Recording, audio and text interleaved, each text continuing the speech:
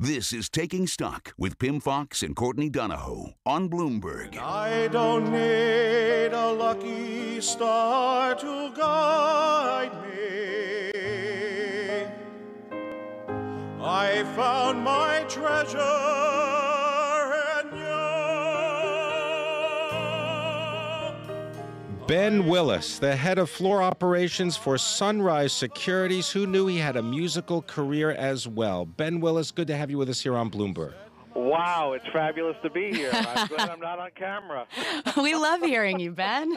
Great voice, Ben. That's wonderful. Thank you very much. How long you been singing like that? Forever? Well, like that, a few years. But I've sung since I was a little boy. I was gifted with a voice from my dad. Tell us what's going on with stocks right now. Is this a manufacturing-led rally? It is. It's a manufacturing-led rally out of China.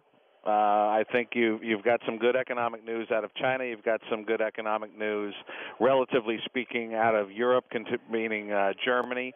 We followed through into the United States with some fairly decent numbers.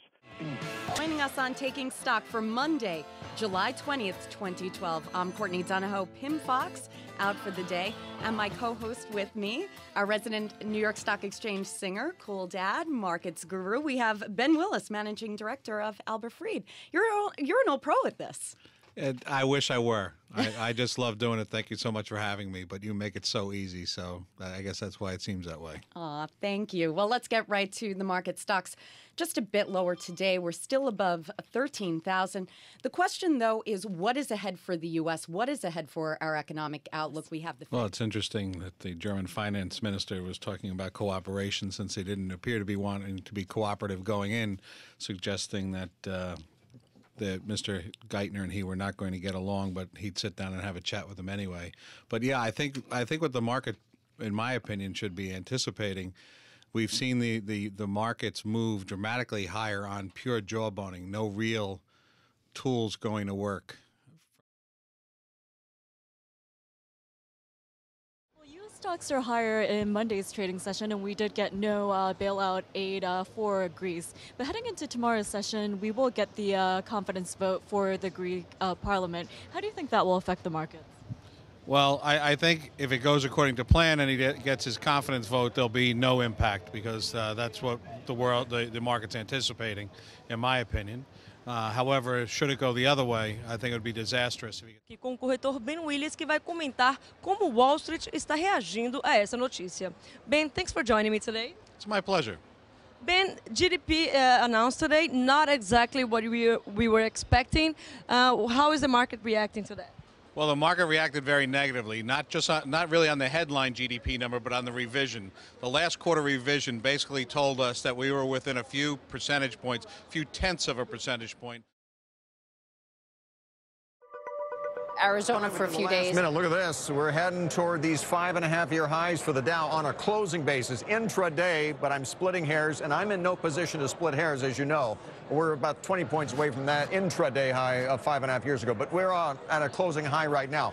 Ben Willis, you've loved this market. You're going to ride this even higher? I still love it, but I think we're bumping into some resistance here at the 1480 level on the S&P, and with the VIX being given away at these prices, I may want to buy some protection there for a little bit of a downdraft I can expect before we go higher. 49% bulls and 55% bulls on the institutional poll. Way too much bullishness. I agree. You're going to see a little...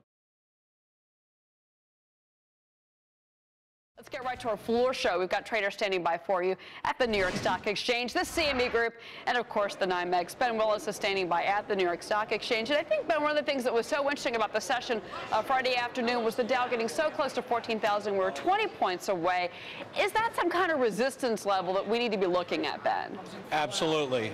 We tend to look more at the S&P futures markets from a professional indicator, and most of the major indices throughout the United States look to be getting tired and peaking or running into resistance. That doesn't mean the run's over. You have Professor Siegel coming up. I'm sure he'll be able to explain what will happen later on. But for the health of the market, we're going to need to see somewhat of a pullback, a little bit of a reset, give long-term investors a chance to buy some stocks a little bit cheaper than they were on Friday, and that's going to be a good thing in the end.